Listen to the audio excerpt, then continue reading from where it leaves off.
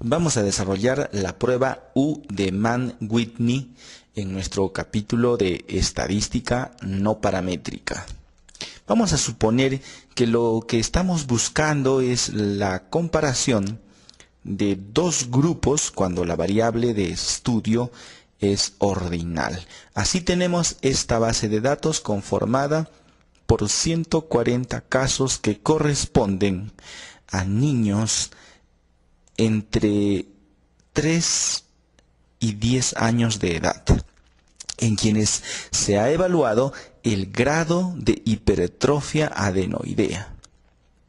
Pues bien, queremos saber si el grado de hipertrofia adenoidea en varones es el mismo que en las mujeres. Recordemos que el grado de hipertrofia adenoidea puede ser leve, moderado o severo. Para ello hay que ubicar nuestro análisis en el tipo de estudio. Es un estudio transversal, se ha hecho solamente una medida.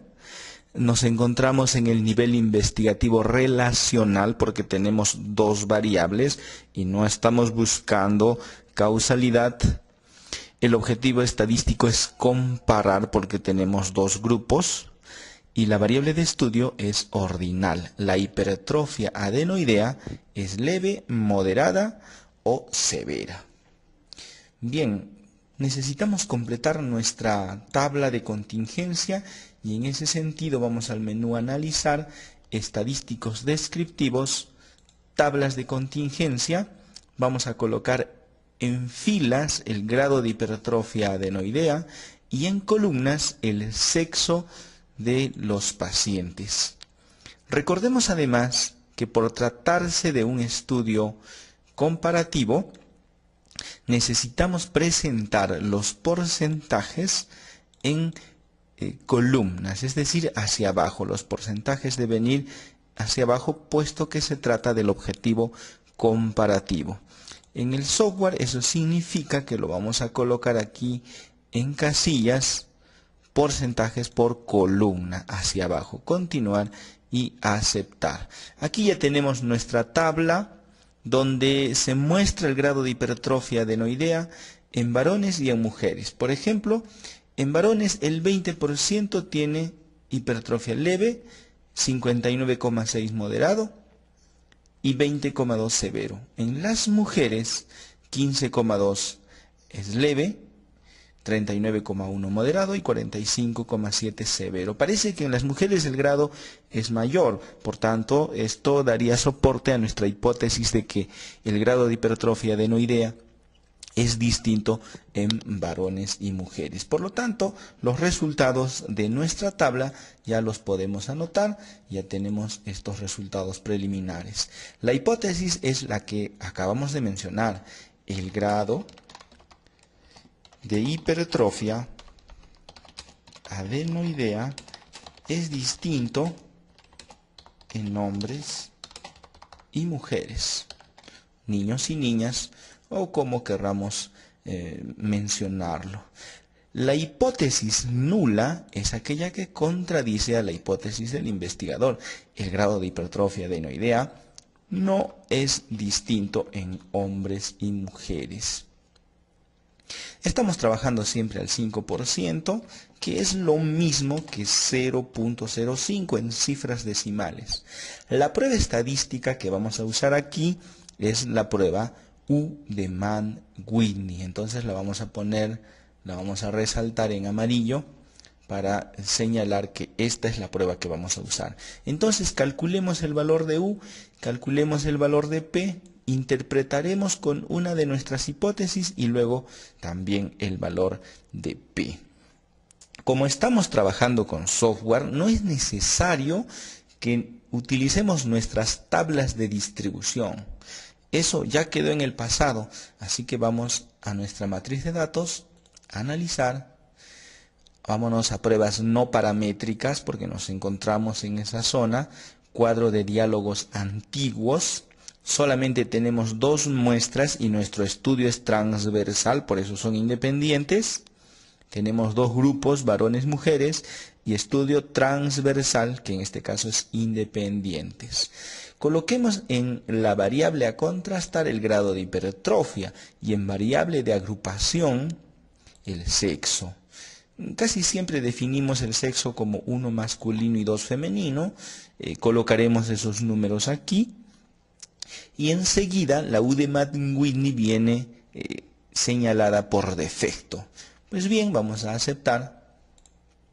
Y listo, ya tenemos la U de Mann-Whitney.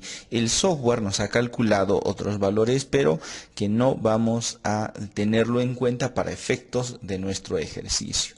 Entonces, ¿cuál es el valor de U de Mann-Whitney? El valor de U es 1637. ¿Cuál es el valor de P? La significancia asintótica bilateral, así se le llama al valor de P. Así que mejor usemos el nombre de P valor o valor de P para no complicarnos. Y vamos a interpretar dando como respuesta una de nuestras hipótesis. Dado que el valor de P no supera el nivel de significancia, es decir, se encuentra por debajo del nivel de significancia, y este es el máximo grado de error que estamos dispuestos a aceptar, no aceptaríamos más de 0.05 de error, y el valor calculado es de 0.1, pues estamos con un error por debajo de esto, así que es un error bastante bajo, de manera que nos quedamos con nuestra hipótesis del investigador y diremos que el grado de hipertrofia adenoidea es distinto en hombres y mujeres. No estoy diciendo que el grado de hipertrofia sea mayor en mujeres respecto de los varones, no, que si bien eso es lo que se observa en la tabla, es una conclusión a la que yo llego observando la tabla de contingencia, no gracias a la prueba estadística. La prueba estadística no me da direccionalidad, es una prueba de hipótesis a una sola cola. Pero claro, si yo me ayudo en la tabla de contingencia, podré encontrar que ciertamente el grado de hipertrofia adenoidea en las mujeres es mayor que en los varones, pero la prueba estadística solamente me dice que es distinta. Esta no es una prueba de direccionalidad, que sí las hay, pero esta no lo es. Ahora interpretemos el valor de P. ¿Qué significa este 0.1? Es un grado de error, así que yo puedo copiar esto y puedo decir con un error del 0.1, que es lo mismo que yo diga 1%, el grado de hipertrofia adenoidea en los varones difiere de las mujeres. Y podemos agregar incluso la edad, el rango etario en el que se encuentran estos niños para enmarcar la población sobre la cual se ha hecho el trabajo de investigación. ¿Por qué utilizamos la prueba U de Mann-Whitney? Porque el grado de hipertrofia adenoidea es una variable ordinal, que si lo fuera numérica utilizaríamos T de student para muestras independientes, y que si esto fuera categórico nominal utilizaríamos chi cuadrado de homogeneidad, pero no es el caso, sino más bien es una variable ordinal.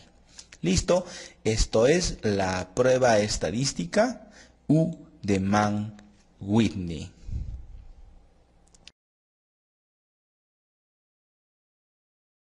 Vamos a desarrollar la prueba de Wilcoxon, rangos de Wilcoxon, en nuestro capítulo de estadística no paramétrica.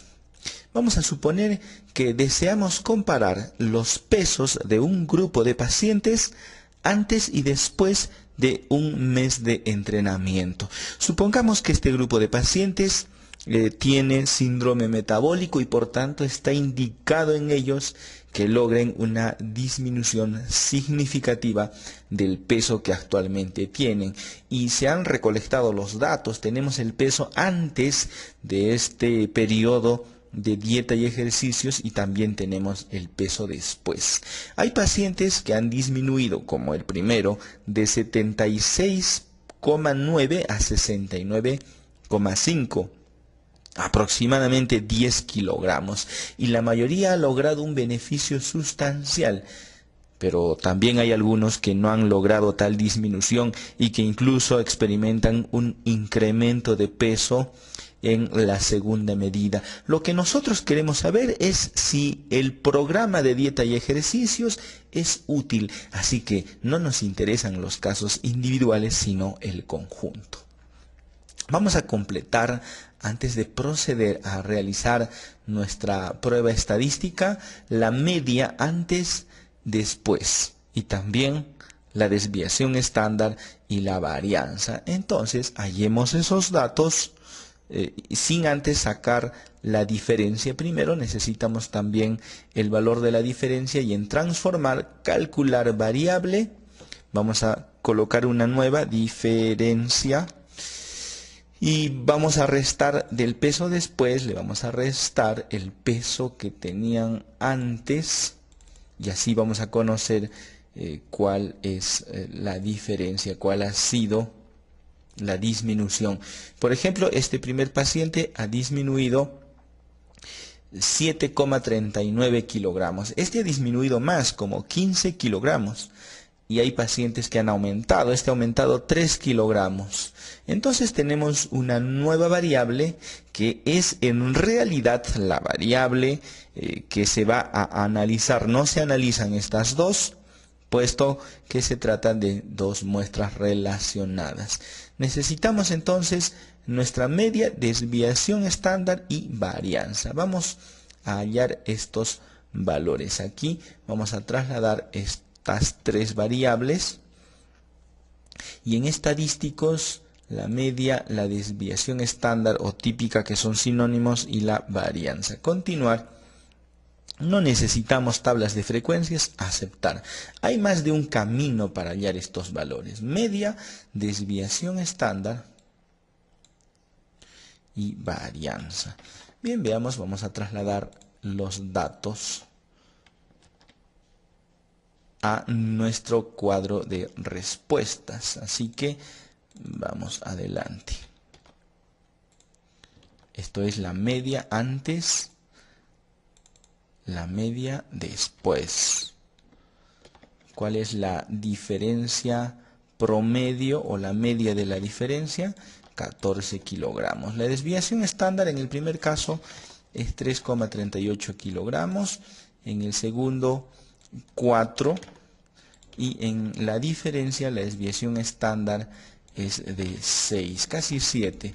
La varianza es el cuadrado de la desviación estándar, así que lo podríamos hallar incluso manualmente, siendo que tenemos los valores de la desviación estándar en cada caso. Listo, ahora vamos a analizar si estas variables tienen normalidad. Vamos entonces a analizar pruebas no paramétricas, cuadro de diálogos antiguos, KS, Kolmogorov, Smirnov de una muestra, y traslademos las tres variables. Estamos contrastando con la normalidad, podríamos contrastar con otras distribuciones. Nosotros queremos saber si tiene normalidad. La Z de Kolmogorov-Smirnov para el primer caso es 1,58. 1,158. Después tenemos que el p-valor, este es un p-valor no significativo, por lo tanto nos dice que no hay diferencias. En el caso del peso después tenemos 0,9 y su p-valor es 0,375. No hay diferencias respecto a la distribución normal. En la diferencia, la Z de Kolmogorov-Smirnov tiene un p-valor que es significativo, y por tanto, por ser menor a 0,05, no tiene distribución normal. La diferencia de pesos en este grupo de pacientes no tiene distribución normal, y si no tiene distribución normal, entonces no se puede aplicar una prueba estadística paramétrica, porque lo lógico era que usemos una T de student para muestras relacionadas, por ser un dato numérico, y sin embargo la distribución de la diferencia no tiene normalidad, por ello no podemos usar la prueba T de student para muestras relacionadas. Vamos a usar la prueba estadística que corresponde sin antes plantear nuestra hipótesis.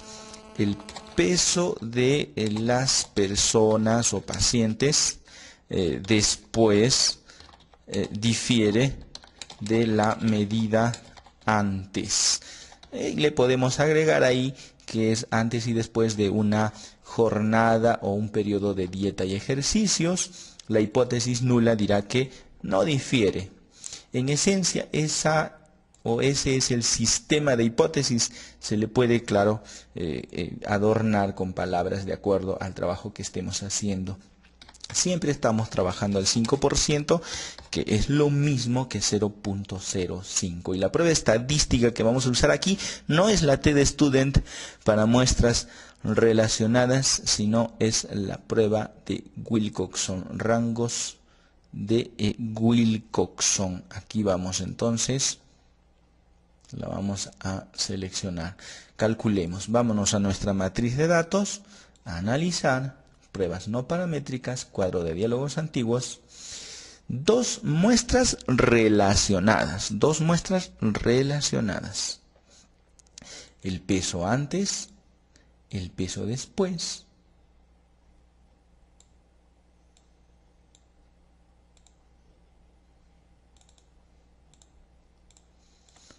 Antes, después, listo.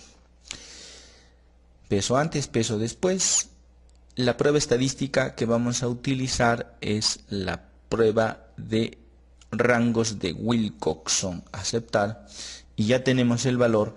Este valor es de menos 7,17, que lo vamos a colocar aquí. 7,17. El valor de P es este. Bueno, es un valor bastante bajo, el 0,0000. Lo que nos interesa es que sea menor a 0,05. Si este valor es menor que el nivel de significancia planteado, nos quedamos con la hipótesis alterna, y entonces sí, pues este grupo de mujeres o de pacientes tiene un peso distinto al que tenían anteriormente, y con una probabilidad de error que no es nula, sino que es un valor muy bajo. No es nula esta probabilidad, la probabilidad nunca es nula. Es una probabilidad tan baja que vamos a ver cuál es. Aquí la vamos a copiar. Listo, ya la tenemos. Vamos a ver qué valor es. Bien, es 7,08 exponente negativo 13, lo que antiguamente se denominaba 7,08 por 10 a la menos 13. Es un valor bastante bajo. Podemos concluir en que el peso después difiere de la evaluación antes del periodo de dieta y ejercicios, por supuesto. Así tenemos nuestra prueba estadística de rangos de Wilcoxon para comparar antes, después, una variable numérica cuando no existe normalidad. Esto es la prueba de rangos del signo de Wilcoxon.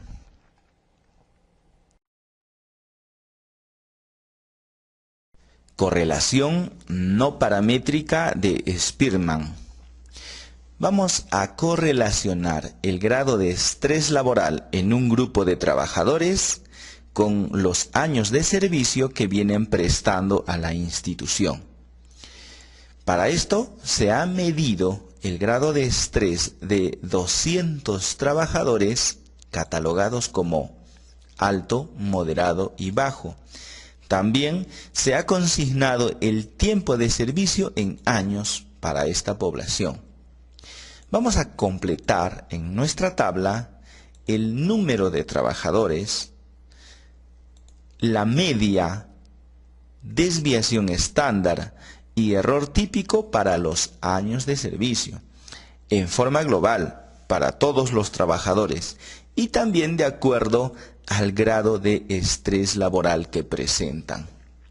Vamos a nuestra matriz de datos en analizar, comparar medias,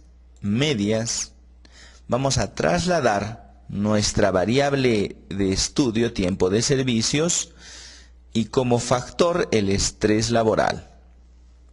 En opciones nos dan 3 opciones por defecto, vamos a regresarlas y vamos a seleccionar solamente las que necesitamos: el número de casos, la media, la desviación estándar y el error típico. Entonces el número de casos, la media, la desviación típica o estándar y el error típico. Me aseguro además de que el orden en que ingresen en esta casilla de análisis sea el mismo que yo necesito en mi cuadro de resultados, para no tener que estar ordenándolos una y otra vez. Continuar y aceptar. Aquí tengo ya los resultados, voy a trasladarlos a mi hoja de trabajo, copio, pero veamos que en columnas está bajo, moderado y alto, y yo en mi tabla lo necesito en la parte superior. Así que lo voy a pegar en una hoja Excel. Ya copié esta tabla, lo voy a pegar en una hoja Excel. Esto es un truco. Vámonos aquí donde dice combinar y centrar, separar celdas, y vamos a seleccionar únicamente aquello que nos interesa. Lo copiamos, nos posicionamos en otra casilla, pegado especial, vamos a poner transponer, aceptar. Listo, ya lo tenemos en el orden que lo requerimos. Número de casos, media, desviación típica y error típico de la media. Incluso podemos designar el número de cifras decimales. Por ejemplo, vamos a trabajar con 2 cifras decimales. Copiamos esto y lo llevamos a nuestra hoja de ejercicios y ya tenemos los valores requeridos. Son en total 84 los que tienen estrés laboral de nivel bajo, 61 moderado y 55 alto de los 200 en total. Además, veamos que el tiempo de servicios en promedio para quienes tienen un bajo nivel de estrés laboral es de 21 años. Para los que tienen moderado, 24, es decir, vienen trabajando una mayor cantidad de años.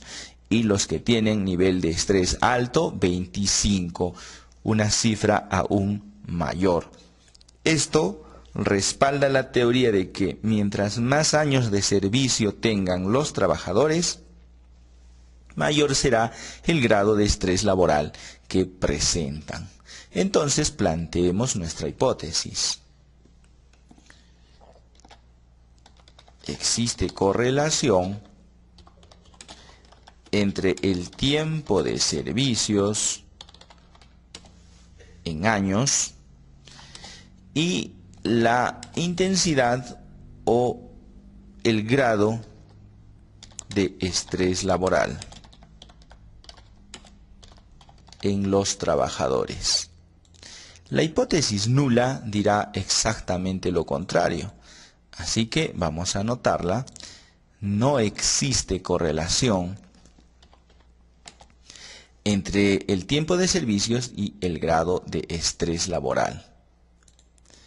Siempre trabajamos a un 5% de nivel de significancia, que es lo mismo que 0.05. En este caso vamos a utilizar la correlación de Spearman, la vamos a resaltar. Y vamos a calcular el valor de ρ. Esto es muy similar a la correlación de Pearson. Entonces vamos a calcular este valor en nuestra matriz de datos, analizar, correlación bivariada. Seleccionamos las 2 variables a correlacionar, trasladamos al cuadro de diálogo y como vemos aquí viene por defecto el valor de Pearson, lo deshabilitamos y esta vez escogemos Spearman. Aceptar. Este es el valor del coeficiente de correlación Rho de Spearman, 0,239. 0,239. Listo. Necesitamos también el valor de P para ver si esto es significativo o no. Bueno, de acuerdo con este resultado es 0,001. 0,001. Vamos a interpretar, vamos a dar como respuesta una de las hipótesis. Este valor está por debajo de nuestro nivel de significancia. El software nos da como resultado las cifras con coma decimales, pero nosotros podemos trabajar con puntos. Este valor se encuentra por debajo del nivel de significancia y por tanto es un error tan bajo que nos quedamos con nuestra hipótesis alterna. Es decir, que rechazamos la hipótesis nula, que es la primera, y nos quedamos con la alterna que dice: existe correlación entre el tiempo de servicios y el grado de estrés laboral. Pero además podemos interpretar el coeficiente de Rho. El valor de Rho oscila entre 0 y 1, y en este caso se encuentra en este rango. El 0.239 se encuentra en este rango y por tanto es una baja correlación. Si bien existe una correlación entre los años de servicio y el estrés laboral, esta correlación es baja. Quiere decir que su valor predictivo para los trabajadores con mayor tiempo de servicios es muy escasa y que habrían otros factores que están influyendo en la causa del estrés laboral en esta población. Esta es la correlación no paramétrica Rho de Spearman utilizado en estudios transversales de nivel investigativo relacional, porque tenemos solo dos variables, el objetivo estadístico correlacionar, y tenemos una variable numérica que son los años de servicio y una variable ordinal, el estrés laboral. Basta que una de estas dos variables sea ordinal para que no podamos aplicar una correlación paramétrica, y en este caso utilizamos la Rho de Spearman.